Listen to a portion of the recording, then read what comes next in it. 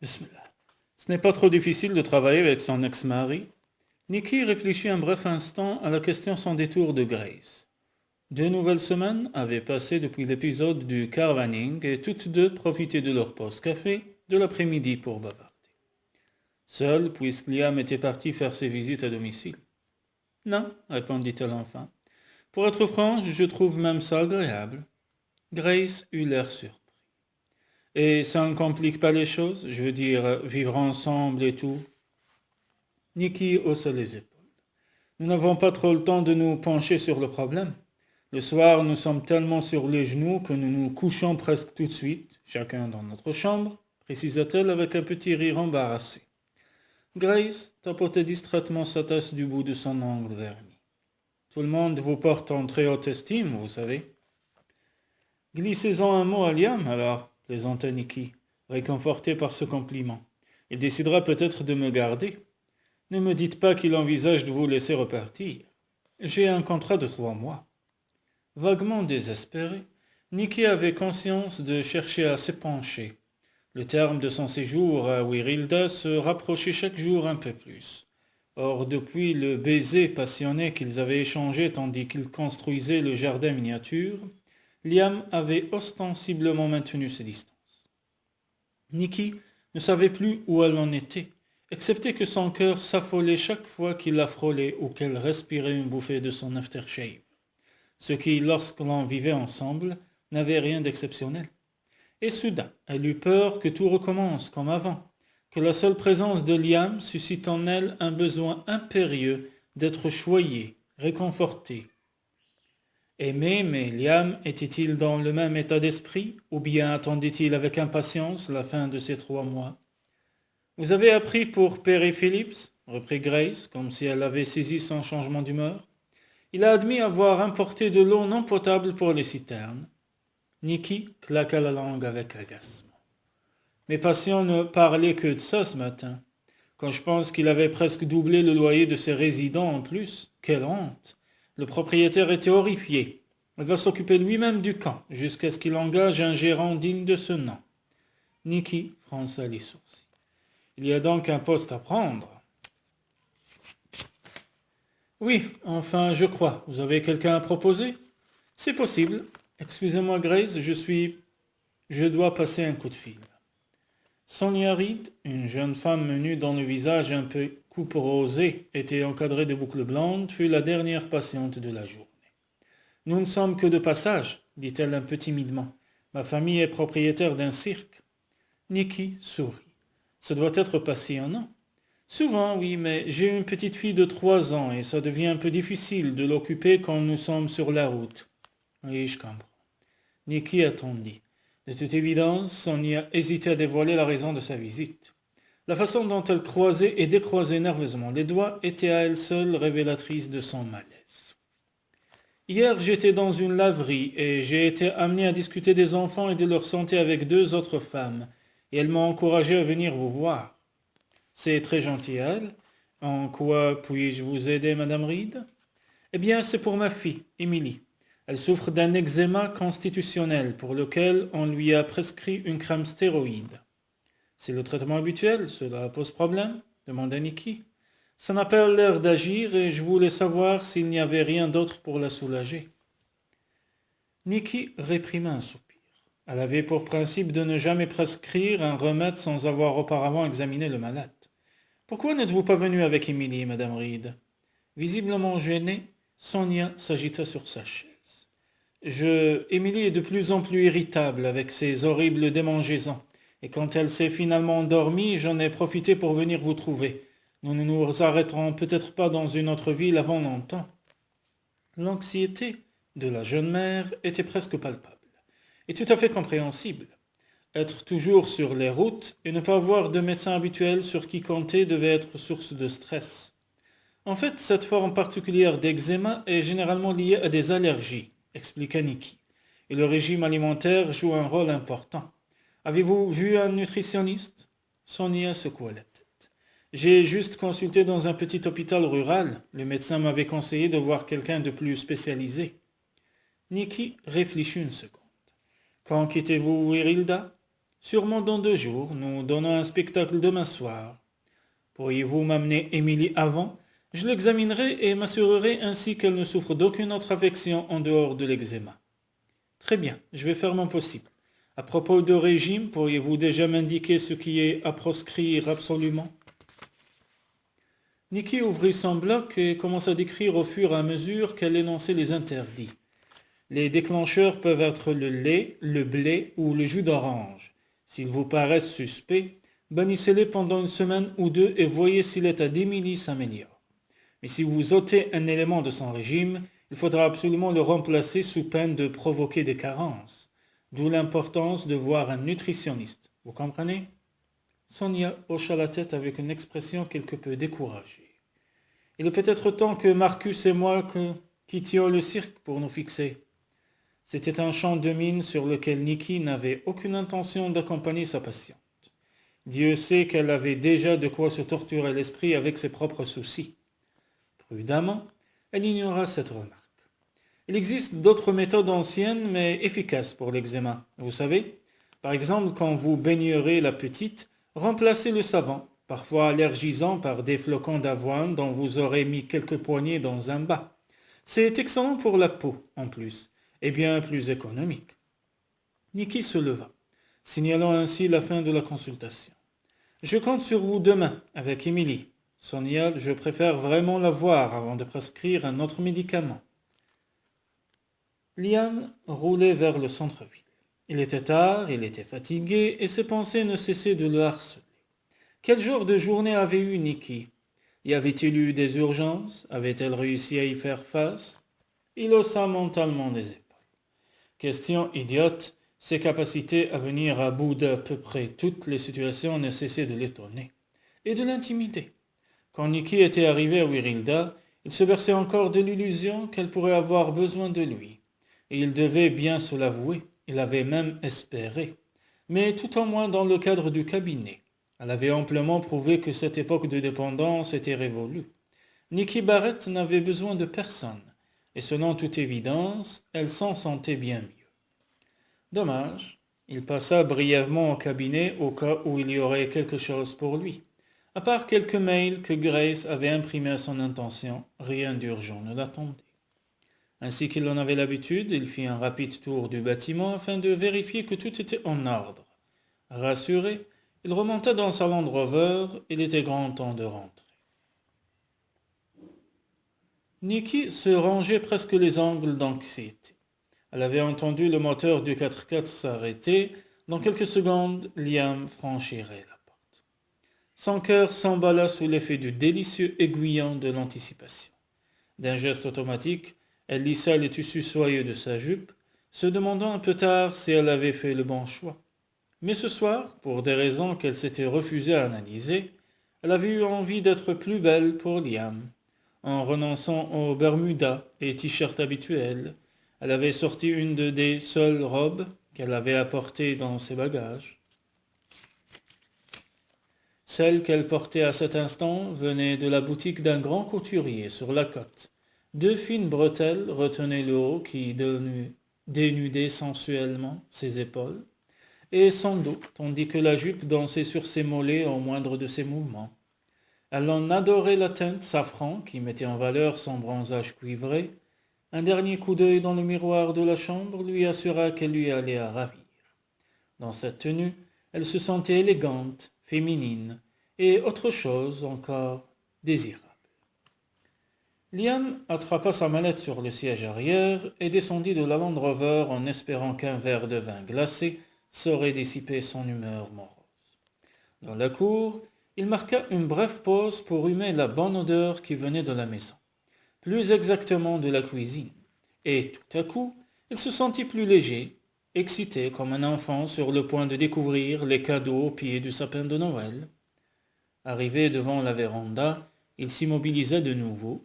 La table était couverte d'une nappe blanche, d'assiettes de porcelaine, et les verres brillaient faiblement à la lueur discrète de la lampe d'ambiance.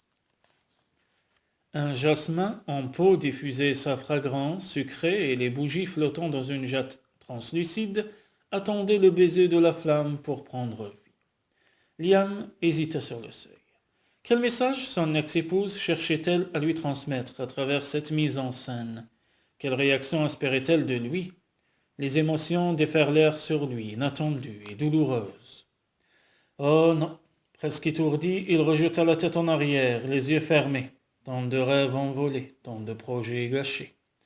Au prix d'un effort, il se ressaisit.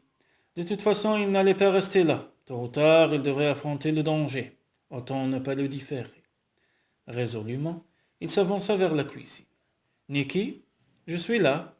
Salut, dit Liam en posant sa mallette sur la chaise. Tu as prévu une petite fête? Elle eut un sourire hésitant et s'humecta les lèvres, ce qui eut pour effet d'accélérer son pouls. Tu as eu une journée très longue et j'avais pensé que tu méritais une bonne surprise. Te voir en robe en est déjà une excellente, répondit-il en laissant son regard courir sur son corps souple comme une liane. Tu es superbe, Nick. C'est la robe, dit-elle en rougissant. Veux-tu un verre de vin ou préfères-tu te doucher d'abord? La douche, bon sang. Je donnerai cher pour tremper dans un bon bain. Désolé, docteur, ce n'est pas au programme. En revanche, nous aurons de l'agneau au romarin au menu. Notre romarin? Évidemment. Une casserole déborda derrière elle, et elle se précipita pour l'ôter du feu en poussant un cri. Tu t'es brûlé? Non, ce n'est rien, c'est le couvercle qui était chaud. Montre-moi. Ses doigts enserrèrent le fin poignet de Nicky. Liam, je t'assure que... Laisse-moi te soigner, murmura-t-il. Portant la main de la jeune femme à ses lèvres, il en embrassa doucement la paume. Là, c'est mieux, non? L'atmosphère était soudain devenue électrique.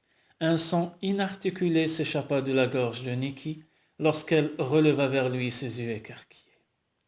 Ce fut plus qu'il n'en put supporter. Prononçant son nom d'une voix rauque, il l'attira dans ses bras pour s'emparer de sa bouche entr'ouverte. Ses lèvres avaient le goût exquis d'un nectar et il gémit en se désaltérant à l'eau fraîche de son baiser. Quand Nicky se pressa plus étroitement contre lui, le désir le submergea comme une lame de fond. La passion qu'il avait à grand-peine maîtrisée durant toutes ces semaines se libéra brusquement au contact de son corps chaud contre le sien. Nicky, il avait oublié qu'il pouvait avoir envie d'elle à ce point, et seul le rappel brutal qu'elle n'était plus sa femme le retint de l'emporter jusqu'à son lit. Le souffle court, il s'écarta et la maintint à bout de bras. Ses pupilles argentées étaient deux insondables lacs de désir. Elle aussi avait du mal à reprendre haleine. Elle vit ses mains tremblantes s'avancer vers l'enchancrure de sa chemise, hésiter, puis retomber. « Ça va ?» demanda-t-elle. Il la dévisagea les yeux mi-clos. « Non. »« Ah, peut-être qu'une douche nous ferait du bien, » suggéra-t-elle sensuellement. La tête inclinée, il eut un sourire ironique. « Je vais en prendre une, » dit-il, « et bien froide. » Nicky s'arrêta pour observer une seconde Liam qui, sur le seuil de la véranda, en jean et chemise blanche, lui tournait le dos. Elle aurait volontiers enfoui les doigts dans ses cheveux humides. « Tu te sens mieux ?» s'enquit-elle en allumant les bougies flottantes. « J'ai l'impression d'être ton médecin, » ajouta-t-elle avec un petit rire. « Tu l'es, Nicky. On peut passer à table si tu es prêt. Veux-tu que j'ouvre le vin? S'il te plaît, et si tu peux couper la viande aussi. » Elle sentit presque physiquement ses yeux glisser sur son corps, un contact aussi tangible qu'une caresse. « Avec plaisir, » dit-il d'une voix chaude de promesse. « Tu t'es surpassé, Nick, » la complimenta-t-il alors qu'il dégustait la mousse au chocolat à laquelle elle avait rajouté des zestes d'orange. « Où as-tu appris à cuisiner ainsi ?» Elle esquissa un haussement d'épaule désinvolte. « J'ai découvert que ça me plaisait, c'est tout. » Surtout quand il s'agissait de préparer un repas pour son amant. Sauf que Liam n'entrait plus dans cette catégorie, pour l'instant en tout cas. « Que nous est-il arrivé, Nick ?» dit-il, comme s'il lisait dans ses pensées. Le sens de sa question ne lui échappa pas, mais elle fit mine de ne pas avoir compris. « Nous sommes gavés, Liam, un grand moment. Un thé pour digérer ses agapes ?» proposa-t-elle en se levant. Il lui prit la main pour la retenir. Nous pourrions avoir un enfant maintenant. Son pouce effleura l'intérieur si sensible de son poignet. Une petite fille qui ressemblerait à sa mère. J'ai toujours une envie folle de toi, Nick. Sa gorge nouée refusait de laisser franchir le moindre son. Et je crois que toi aussi, ajouta-t-il. Et ce n'est plus la même chose, c'est mieux, bien mieux. Liam. Son pouce provoquait de délicieux frissons le long de son dos. As-tu envie de moi, Nicky? Je n'ai jamais pu t'oublier, Liam, dit-elle en se dégageant de son étreinte. Je n'ai jamais éprouvé avec personne ce que j'ai vécu avec toi. As-tu eu beaucoup d'amants? Ne cherche pas à le savoir, je t'en prie. Une fois que le divorce a été prononcé, nous nous sommes retrouvés l'un et l'autre célibataires. Quoi qu'il en soit, j'ai été bien trop accaparé par mon travail pour consacrer beaucoup de temps à ce genre de loisirs. Liam baissa les yeux sur la main qu'il avait reposée sur la table. J'ai failli me fiancer une fois. Vraiment, dit-elle, prise au dépourvu par la morsure de la jalousie. Et pourquoi cela ne s'est-il pas fait? Nous nous sommes aperçus que nous tentions l'un et l'autre de surmonter un passé que nous ne pouvions pas oublier. Notre union aurait été celle de la dernière chance. Dieu merci, nous nous sommes réveillés à temps et avons rompu. C'est peu après que je suis arrivé à Wirilda. Dans le court silence qui suivit, Nicky songea à sa première rencontre avec Liam. Une succession d'images défilèrent dans sa tête. Assis l'un en face de l'autre à la bibliothèque, ils n'avaient pas pu se concentrer sur les ouvrages ouverts devant eux. Il lui avait demandé son opinion sur quelque chose, et quand elle la lui avait donnée, il avait semblé boire chacun de ses mots. Lorsqu'ils étaient sortis pour prendre un café ensemble, elle avait eu l'impression de le connaître depuis toujours, ce en quoi elle avait tort. « Et toi, Nicky ?» demanda-t-il, la ramenant au présent. « Pourquoi es-tu venu à Wirilda ?»« Oui, pourquoi ?» Elle ne le savait plus qu'elle-même. C'est une impulsion. Après Médecins sans frontières, je ne voulais pas enfermer mes nouvelles compétences dans un cabinet urbain. J'aurais pu être remarié, dit-il calmement sans la quitter des yeux. Serais-tu venu tout de même? Je savais que tu ne l'étais pas. Il haussa les sourcils, visiblement étonné. Puis son visage se rembrunit. Je suppose que ton père a enquêté sur moi. Mon père n'exerce plus aucune influence dans ma vie désormais. C'est Claire qui m'a appris pour toi. Je suis resté en contact avec elle. Ma mère? S'exclama-t-il incrédule. Notre amitié est intacte, dit-elle sur la défensive. Elle m'envoie toujours une carte pour mon anniversaire. C'est normal après tout. Elle a été ma belle-mère. J'en ai bien conscience. Et tu voudrais qu'elle le soit de nouveau? La défia-t-il en se penchant vers elle. Est-ce la vraie raison de ta présence ici, Nicky? Tu veux nous donner une seconde chance? Je voulais sincèrement t'aider et j'ai pensé que, en même temps, si ça pouvait nous donner l'occasion de nous redécouvrir.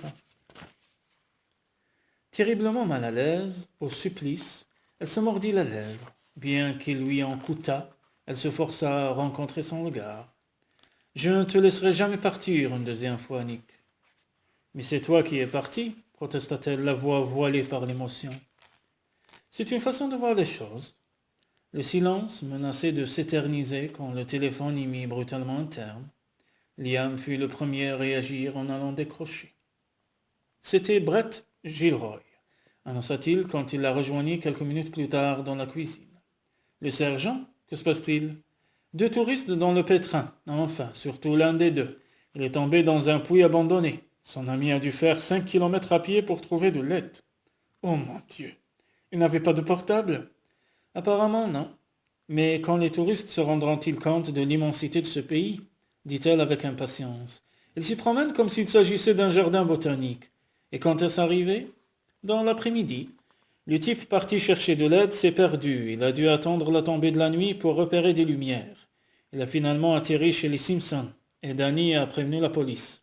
« Je viens avec toi, déclara-t-elle. Donne-moi une minute pour me changer. »« Dommage, commenta-t-il en se penchant pour effleurer ses lèvres des siennes. Promets-moi de remettre cette robe bientôt, rien que pour moi. » Elle hésita une fraction de seconde, puis secoua la tête avant de courir vers la chambre. Liam attrapa sa mallette pour en vérifier le contenu. Qu'avait-elle voulu dire par ce geste? Un jour peut-être? Ou bien jamais?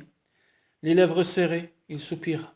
Pourquoi avait-il tout gâché en jouant cette scène grandiloquente il y a 6 ans? Quel idiot! Aujourd'hui, il la voulait de nouveau dans son lit, amoureuse, chaude et sensuelle, telle que dans ses souvenirs, et bien plus réelle que dans les fantasmes qui le hantaient depuis toutes ces années. « Nous avons rendez-vous à la ferme des Simpson, expliqua-t-il tandis que la Land Rover avalait des kilomètres à la ligne droite à travers le campagne. À part l'ambulance qui sera sur les lieux, demanda Nicky. Brett, bien sûr, puisqu'il dirige l'équipe d'urgence de la région. Leur véhicule possède le matériel de sauvetage nécessaire. Danny est un membre actif. Une chance. En plus, il a toujours vécu ici. Il devrait avoir une idée de l'endroit où se trouve le puits. Il pressa brièvement la cuisse de Nicky moulée dans un jean. « Je suis content que tu sois là, Nick. » Elle acquiesça distraitement, troublée par son geste, mais aussi par la perspective de ce qui les attendait. En dépit de son expérience avec MSF, elle était toujours nerveuse quand il s'agissait de donner des soins dans des conditions précaires. « Comment peut-on tomber dans un puits en plein jour, à ton avis ?» s'enquit-elle. « C'est plus facile que tu ne le penses. De toute évidence, il n'a pas dû être utilisé depuis des années. Et à l'époque où il a été décidé de le fermer, quelqu'un l'a sûrement couvert. » « Comment? Avec des planches ?»« Probablement. Et avec le temps, le bois a pu pourrir et être caché par la végétation. Si bien que si un touriste de passage a le malheur de poser son pied dessus, je vois. Et j'imagine que le trou est profond. Si c'est un puits standard, oui, et généralement ils ont un diamètre de 2 mètres environ. Ainsi nous aurons assez de place pour travailler sur le patient. Ne te réjouis pas trop vite, le fond est vraisemblablement encombré. Non seulement par des pierres, mais par des vieux meubles, de la ferraille, ce genre de choses. Les propriétaires essaient en principe de combler le trou le plus possible pour réduire les risques avant de le condamner. Des petits animaux peuvent aussi y avoir élu domicile, surtout des rats. Nicky frissonna malgré la chaleur. Il ne manquerait plus qu'une famille nombreuse de ratons pour les accueillir. Et voilà, bienvenue chez les Simpsons, déclara-t-il en franchissant un portail de bois. La ferme est juchée sur la colline. Nicky plissa les yeux pour tenter de percer l'obscurité. Pour un non-initié, rien n'était plus sinistre que le Bosch, en pleine nuit, songea-t-elle. Et pour un touriste, être coincé au fond d'un puits sans savoir si des secours arriveraient un jour, ça devait être particulièrement effrayant.